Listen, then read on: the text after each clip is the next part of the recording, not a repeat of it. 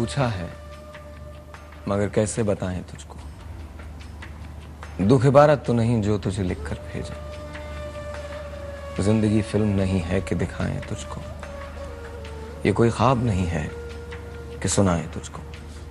तूने पूछा है मगर कैसे बताएं तुझको। बहुत सारे लोग जब ये सवाल करते हैं कि 23 मार्च क्या है, तो मैं बताने की बहुत कोशिश करता हूँ। बहुत सारे लोग जब ये सवाल करते हैं कि 14 अगस्त क्या है, 11 सितंबर क्या है, 25 दिसंबर क्या है, तो मैं बहुत कुछ बताने की कोशिश करता हूँ। लेकिन कभी मैं ये सोचता हूँ कि एक दिन ऐसा आएगा जब अचानक कोई मुझे रोक कर ये कहेगा, सुनिए आज 23 मार्च है। This is exactly what happened. किसी को बताने की जरूरत नहीं पड़ेगी, आइडेंटिटी का क्राइसिस नहीं होगा। हम एक शहर से, एक मोहल्ले से, एक गली से, एक सूबे से नहीं जोड़ दिए जाएंगे, एक जबान से नहीं जोड़ दिए जाएंगे। तुरखम से लेकर जमरूद तक, जमरूद से लेकर पेशावर तक, पेशावर से लेकर नौशहरा तक, नौशहरा से लेकर लाहौर तक, लाहौर से लेकर मुल्तान तक, मुल्तान से लेकर सखर तक, सखर से लेकर हैदराबाद तक, हैदराबाद से लेकर कराची तक, और कराची से लेकर गवादर तक। हमारी सिर्फ एक आइडेंटिटी होगी, Pakistani. Come to you sir. हमारी आइडियोलॉजी जिस पर हमारे बड़ों ने इस पाकिस्तान को बनाया था वो इस्लाम है, और हमारी आइडेंटिटी, हमारी शनाख्त पाकिस्तान है। आज अल्लाह ताला जिससे भी काम लेगा इस पाकिस्तान की तकदीर तब्दील करने के लिए, वो इन दो नामों के अलावा कोई तीसरा नाम नहीं इस्तेमाल करेगा। कोई सियासी जमात, कोई सियासी या मजहबी फिरका, कोई ग्रोह, कोई धड़ा, कोई मिलिटेंट ग्रुप, उससे कोई खैर नहीं ली जाएगी। ये तकदीर लिख दी गई है। खैर उससे ली जाएगी कि जो सिर्फ अल्लाह के रसूल का गुलाम होगा सल्लल्लाहु अलैहि वसल्लम, और मुसलमान मिल्लत को जोड़ेगा, तोड़ेगा नहीं। बुताने रंग बू को तोड़कर मिल्लत में गुम, ना तुरारी रहे बाकी ना अफगान।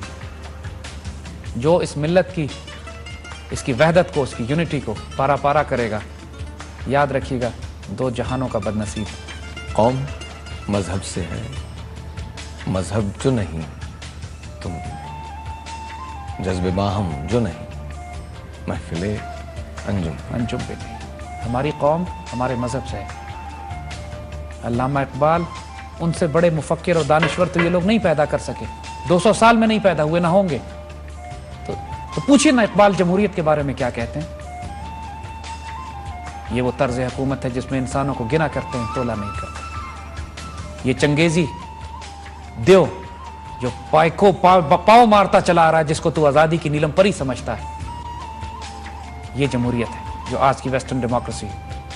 और ये जुल्म और इस्तबदाद और जबर जिसको डिक्टेटरशिप कहते हैं, ना ये हल है और ना ही ये जमहूरियत जो हमारी मगरबी जमहूरियत जो मुसल्लत हमारे हलक से नीचे की जाती है।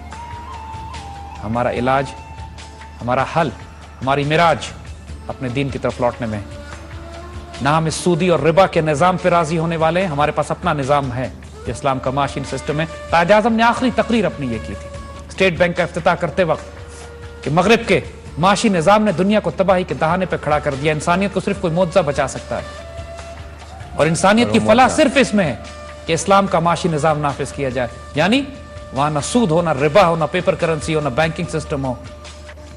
ये इस्लाम का माश, जहां निजाम अदल इतना हो, दौलत की तकसीम इस तरह हो कि लोग ज़कात लेकर फिरे, कोई ज़कात लेने वाला ना हो। क्या सुभान अल्लाह, क्या बात। ये इस्लाम का माशी निजाम है। ना वो कैपिटलिज्म है, ना वो कम्युनिज्म है, वो इस्लाम है। हमें इसी तरीके से ना डेमोक्रेसी चाहिए, ना डिक्टेटरशिप चाहिए, हमें अपना दीन चाहिए। और इसी तरह हमें कोई मगरिब से अखलाकियात सीखने की जरूरत नहीं है। ना आज़ादी निस्वा, ना आज़ादी अफकार। वो फिक्र होकर खाम तो आज़ादी अफकार, इंसान को हैवान बनाने का है तरीका। हमारे पास सब कुछ अपना मौजूद है। हमारे पास अदल और इंसाफ का वो मयार होता है कि खलीफा वक्त भी जवाबदेह होते हैं बुढ़िया को कि 2 चादरें कहां से लाए।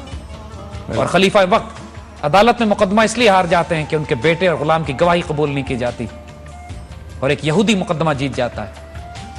हमारे ये मयार है। खलीफा वक्त को जवाब देना पड़ता है कि तुम्हारे पास कपड़ा इजाफी कहां से आया है कि तुम ही अपना जुब्बा बनवा सको। देखिए मसाइल का हल कोई मुश्किल नहीं है। हमारा क्राइसिस सिर्फ इतना है कि हमें एक उमर बिन अब्दुल अजीज चाहिए या एक सलाहुद्दीन अयूबी, बस। या स्पिरिचुअल डेमोक्रेसी हो या बेनोवलेंट डिक्टेटरशिप। रातों रात ये कौम देखिएगा क्या होगा।